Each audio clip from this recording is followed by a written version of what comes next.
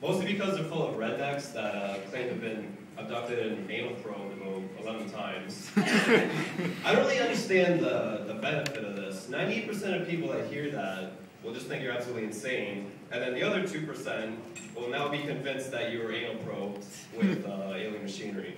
I don't think you're pressing, it's lose-lose. Like, if I was abducted and probed, I'd lie about it. They got a blowjob from hot alien chick with 3 thumbs. Either way, no one's gonna believe me, doesn't matter. I remember when I was about 8 in school, they came up with scented markers. What was the point of scented markers other than to teach kids that it's fun to sniff markers? But they didn't pull that up with flavored glue and strawberry.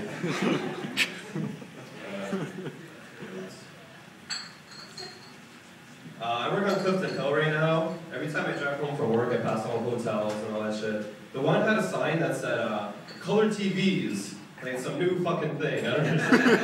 Anybody who's been alive in the last half century is not impressed by this. I'd like to see the guy who was impressed by that. That'd be fun. Right now I'm looking for an apartment, but all my friends are broke, so it's been kind of tricky. I think everybody that has a roommate and they're shitty, they always complain that they eat all their food and they don't pay their rent on time. So I'm trying to find an anorexic chick right now. Wouldn't eat my food, and all the money she saves can go straight to rent. Why not?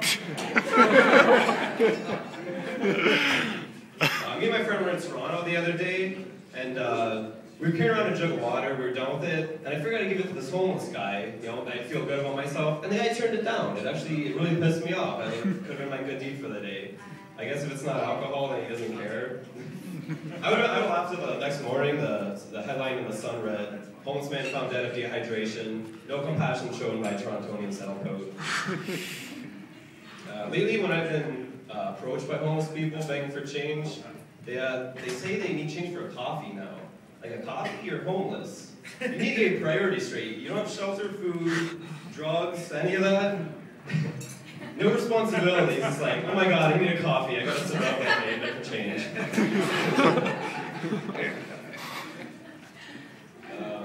I remember in grade 10, I had to do a science project, and we had to do it on any disease or whatever. I got stuck with fetal alcohol syndrome. And this is when you drink during pregnancy.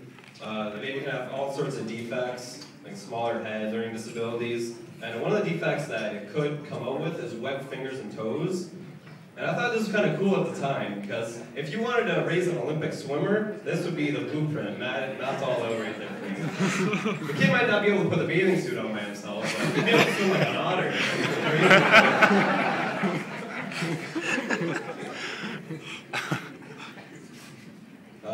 One myth I've heard about is if you throw a baby in the water, it will instinctively start to dog paddle and teach itself how to swim. And from what I've heard, this is actually true, but I want to be the first couple who actually tried this. That was a clear attempt at baby murder that didn't pan out right there. Just throw the fucking thing in the water, I don't know. And personally, if I threw a baby in a lake with the intention of killing it, and it started paddling back to shore looking for revenge, I'd be scared shitless. Any price coming at me,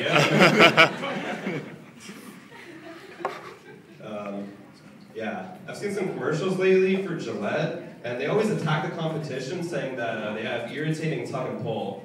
But the first thing that comes to mind when I hear irritating tug and pull is just getting a shitty hand job. Yeah. I grew up in the age of the internet. I was a male teenager, so I'm pretty much a porn expert. I remember I stumbled upon this one position. It's called dog in a bathtub.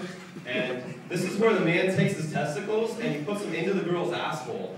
I don't know who tried this first, but I'm not into this stuff. I've never even seen a video of it. It just made me wonder, like, how bored of regular sex do you have to be to even contemplate this? I'm so sick of this. Can I just stick my balls in your ass tonight, honey? I can't say it regular. Alright, that's all my material. Thanks a lot, everybody.